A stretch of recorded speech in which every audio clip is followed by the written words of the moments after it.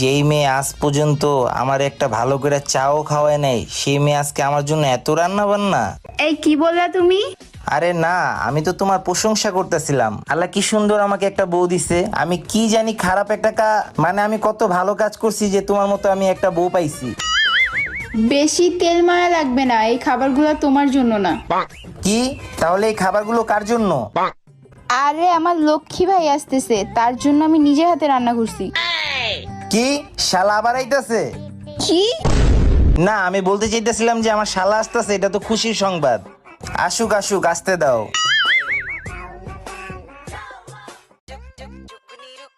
দুলা ভাই, আমি এসে পড়েছি।